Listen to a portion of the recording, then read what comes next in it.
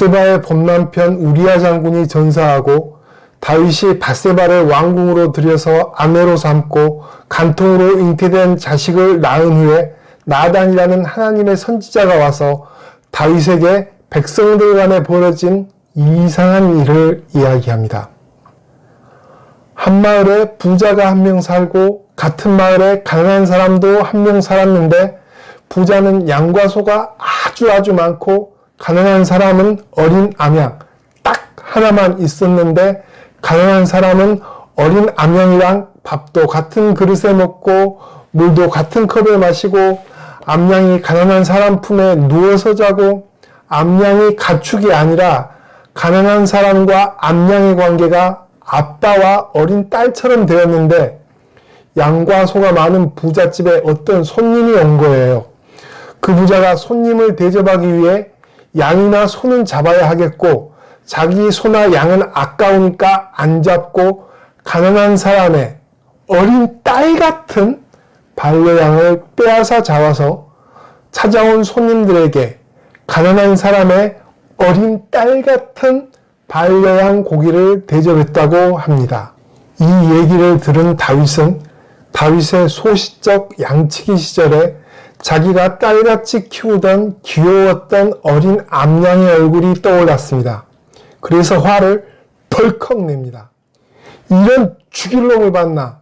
하나님 앞에서 맹세하는데 이런 놈은 마땅히 죽여야 하는데 내 맘 같아서는 죽이고 싶은데 모세의 율법이 있어서 차마 그럴 수는 없고 모세의 율법에 맞게 어쩔 수 없이 암양을 빼앗아 잡은 부자가 4배를 변상하게 해야 한다고 말했습니다.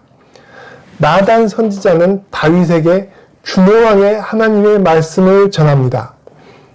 7절 나단이 다윗에게 이르되 당신이 그 사람이라 칼로 햇사람 우리아를 치되 암몬 자손의 칼로 죽이고 그의 아내를 빼앗아 내 아내로 삼았도다.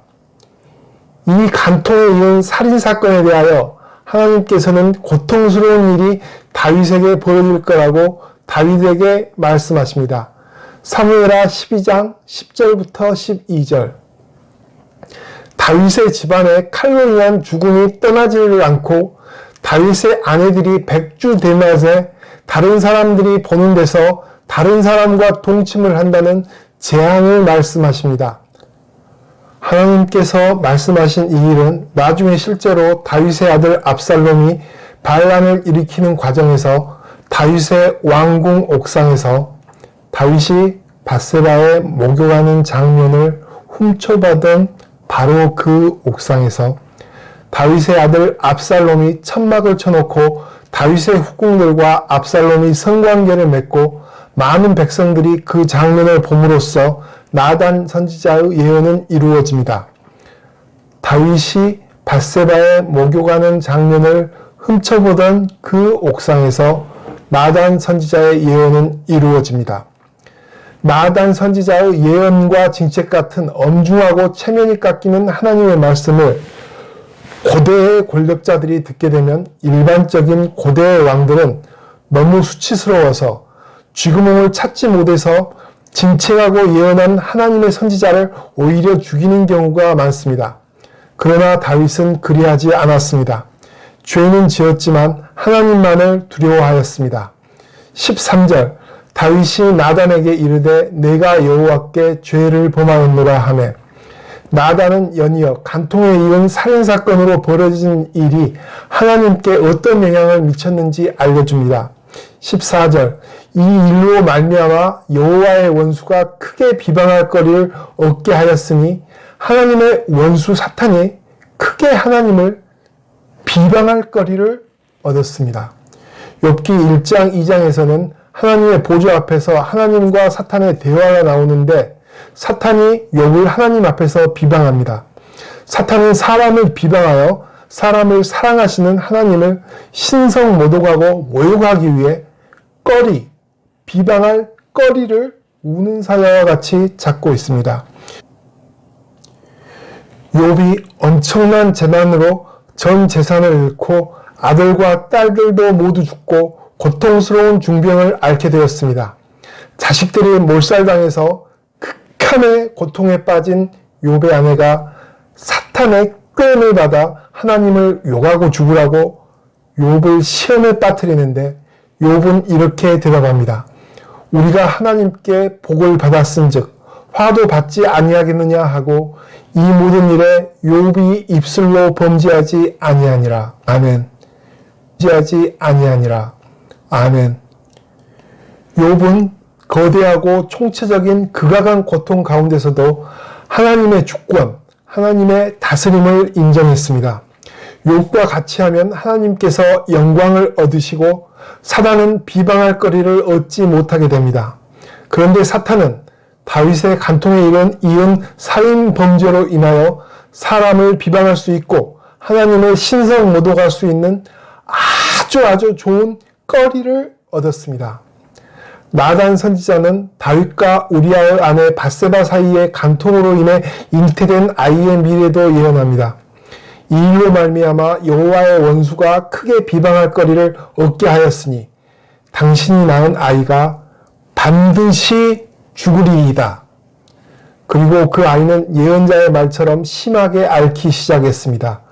다윗은 그 아기를 살려주시라고 하나님께 간절하게 기도하였습니다. 7일 동안 금식을 하고 7일 동안 밤에도 눕지 아니하고 잠을 자지 아니하고 하나님 앞에서 계속 엎드려서 기도했습니다. 일반적으로 금식 기도를 해도 24시간 기도는 하지 않습니다. 밤에는 잠을 잡니다.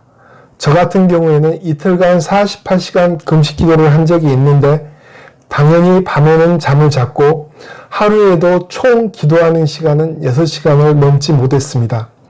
체력이 딸리고 기도의 힘이 부족해서 6시간 정도는 기도하고 3시간 정도는 성경을 보고 부끄럽게도 3시간 정도는 낮잠을 잤습니다. 그러나 다윗은 7일 동안 전혀 안 자고 안 눕고 안 먹고 기도만 했습니다.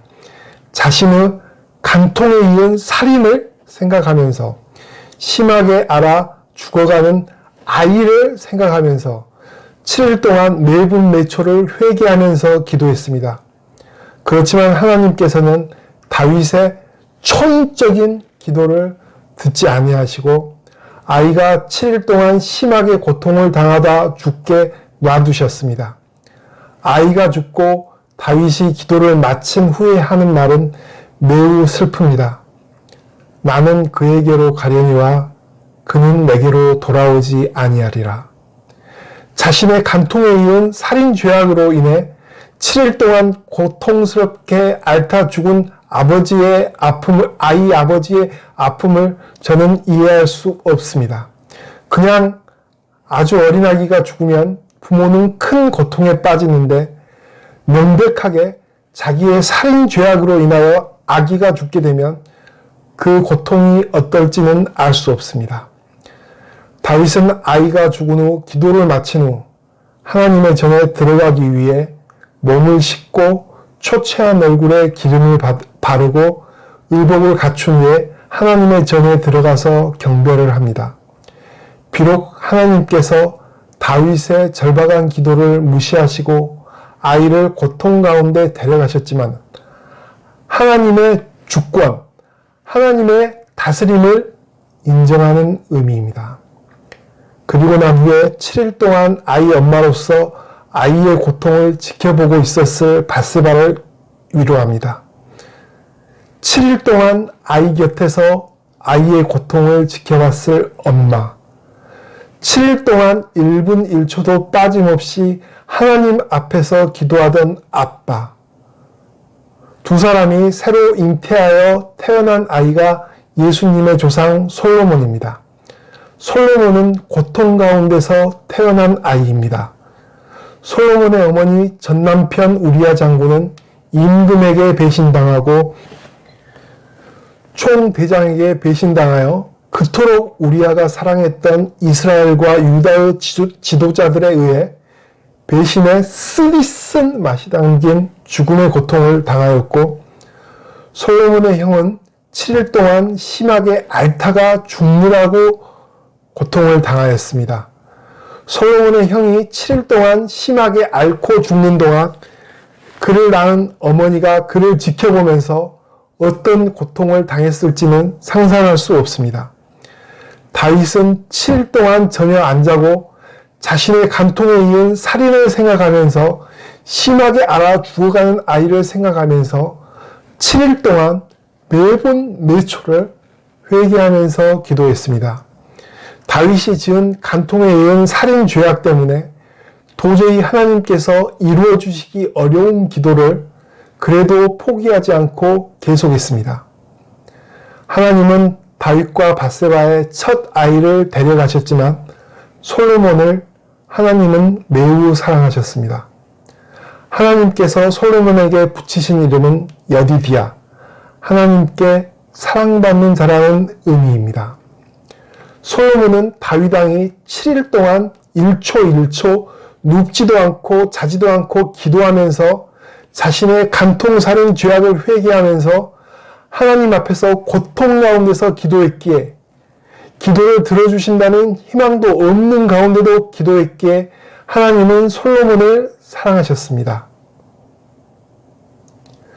그리고 그 기도를 들어주시지 않아도 다윗은 그것을 인정했기에 하나님은 솔로몬을 사랑하셨습니다. 솔로몬은 예수님의 조상입니다. 감사합니다.